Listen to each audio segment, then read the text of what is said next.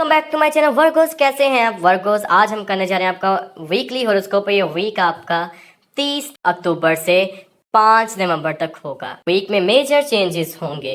Saturn direct कर जाएगा, फिर इससे अगले ही हफ्ते वीनस और मरकरी ट्रांजिट कर जाएंगे, जो आपके लिए एक अलहदा सी एनर्जी, अलहदा से रास्ते, एक समझिए कि एक नई कहानी क्रिएट कर देंगे। इसी तरह की ओरास जनरेट करेंगे। वो अब इस मंथ में होगी। नवंबर आपके लिए मोस्ट इम्पोर्टेंट मंथ रहने वाला है वर्गोस, और हम इसकी एस्ट्रोलॉजिकल रीडिंग साथ साथ डिस्कस करते रहेंगे। चार्ट आपके सामने है। Planetary condition: Venus in first house, Mars Mercury and sun in third house, Jupiter in ninth house with moon Saturn in seventh house and Rahu in six house with opposition. वो केतु के साथ हमेशा होता है, तो वो सेकंड हाउस में बैठा हुआ है।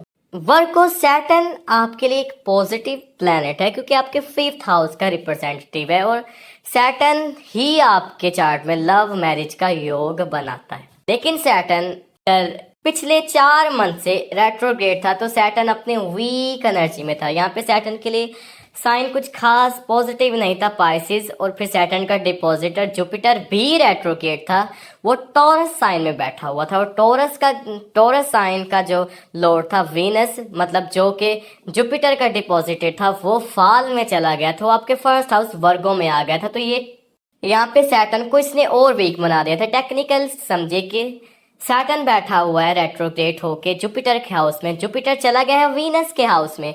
अब सैटर्न और वीनस दोनों, अब सैटर्न और जुपिटर दोनों को स्ट्रॉन्ग करने की पावर थी, वो वीनस के पास थी। लेकिन वीनस वर्गो में जाके डेबिलिटेट हुआ। इससे पिछले हफ्ते अक्टूबर में उसे मरकरी की सपोर्ट थी, तो कहीं ना कहीं रिलेशनशिप में कुछ ना कुछ चीजें सुलझ रही थी, जो उलझने पड़ गई थी वो सुलझ रही थी। लेकिन अब फिर मरकरी ट्रांजिट करके स्कॉर्पियो में आ गया था, तो फिर वीनस भी वीक हो गया था। तो तीनों प्लैनेट आपके लिए वीक हो गए थे, और मरकरी थर्ड हाउस में स्कॉर्पियो में आ गया। तो ये एक तरह की आपके लिए स्लो डिले या फिर नेगेटिविटी क्रिएट हुई थी वर्गोस। लेकिन वर्गोस अब सैटर्न यहाँ पे डायरेक्ट हो जाएगा, लेकिन सैटर्न की जो सैटर्न की कमजोरी होगी, जो सैटर्न वीक था, वो उसकी डायरेक्ट होने की वजह से कम हो जाएगी। उसके बाद वीनस ट्रांजिट कर जाएगा इसी मंथ, अगले हफ्ते वो जाके अपने ही हाउस में चला जाएगा, लिब्रा में स्ट्रॉन्ग हो जाएगा। फिर अगर जुपिटर डायरेक्ट होता है या नहीं होता कोई फर्क नहीं पड़ेगा, क्योंकि सैटर्न डायरेक्ट है। सैटर्न का डिपॉजिटर जुपिटर टॉरस में बैठा है, टॉरस का डिपॉजिटर वीनस अपने ही मूल त्रिकोण साइन में चला जाएगा, तो स्ट्रॉन्ग हो जाएगा। तो अब चीजें हार्मोनाइज होगी। जो लव मैरिज का योग था वो इस हफ्ते नहीं, लेकिन नेक्स्ट अगले हफ्ते से वो आपके लिए शुरू होगा। और यहाँ पे 100% चांसेस है कि मोस्ट ऑफ वर्गोस, ज्यादा जो वर्गोस हैं, जो वर्गोस सन साइन है, उनकी लव मैरिज, लव प्रपोजल यहाँ पे होना शुरू हो जाएंगे वर्गोस।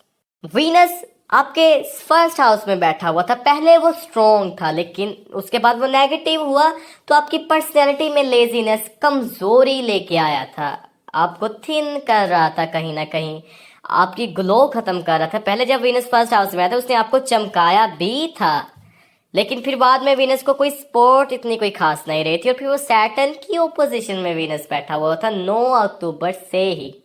लेकिन अब वीनस एक तो सैटर्न की ओपोजिशन से निकल जाएगा और अपने मूल त्रिकोण साइन में जाके स्ट्रॉन्ग हो जाएगा। फिर वीनस को किसी डिपॉजिटर की जरूरत भी नहीं होगी, तो आपके फाइनेंसेस को भी स्ट्रॉन्ग कर देगा वीनस यहाँ पे आपकी। तो यहाँ पे देखिए, सैटर्न आपका फिफ्थ लॉर्ड 7th हाउस में चला गया, और फिर second Lord in second house और 9th हाउस से उठ के वो वहां पे चल गया। तो लोग आपके पास अब खुद आएंगे। वो रिश्ते से हो सकते हैं, प्रपोजल लेके आ सकते हैं, बिजनेस डील लेके आ सकते हैं, फ्रेंडशिप के लिए आपके साथ हाथ बढ़ा सकते हैं वर्गोस। तो इस तरह की एस्ट्रोलॉजिकल इवेंट क्रिएट होगी। लेकिन इस वीक में आपकी वही एनर्जी रहेगी जो पिछले हफ्ते रही थी, लेकिन सैटर्न के डायरेक्ट होने की वजह से आपको एक तरह की पॉजिटिविटी नजर आना शुरू हो जाएगी 4 अक्टूबर के बाद। और जो अगले वीक में जो मेजर चेंजेस होंगे, जो मेजर इवेंट्स रहेंगे, वो वीनस और मरकरी का होगा आपके रूलिंग प्लैनेट का, वो हम नेक्स्ट वीडियो में डिस्कस करेंगे वर्गोस। ये मंथ और अगला मंथ दिसंबर और नवंबर इस साल के तो आखिरी मंथ आपके लिए बहुत ही पॉजिटिव होने वाले हैं, बहुत ही पॉजिटिव होने वाले हैं। पॉजिटिविटी लेके आएंगे, इवेंट लेके आएंगे, एक तरह का बहार लेके आएंगे आपके लिए वर्गोस। तो मैं उम्मीद करता हूँ कि आप इस एनर्जी को ज़रूर एब्जॉर्ब कर पाएंगे और ज़रूर अपनी दुआओं में मुझे याद रखेंगे और ख़ुद भी दुआएं करते रहेंगे ताकि आप इन एनर्जी को अच्छे से एक्सप्लॉइट कर सकें। हम वर्गोस, एक चीज़ मैं यहाँ पे क्लियर करना चाहता हूँ कि अक्सर जो एनर्जीज जो होती हैं वो खुदा क्रिएट करता है हमारे लिए, और फिर वो डिपेंड करता है कि हम पर वो हम उसे एब्जॉर्ब करते हैं या नहीं।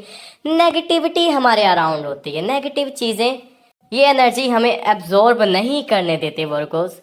तो उसके लिए आप रेमेडीज़ के लिए जा सकते हैं, आप रोज़े में ठहर सकते हैं, हफ्ते में एक दफ़ा आप अपनी नमाज को कंटिन्यूस कर सकते हैं। जो दूसरे रिलीजन के लोग हैं वो अपनी प्रेयर्स कर सकते हैं।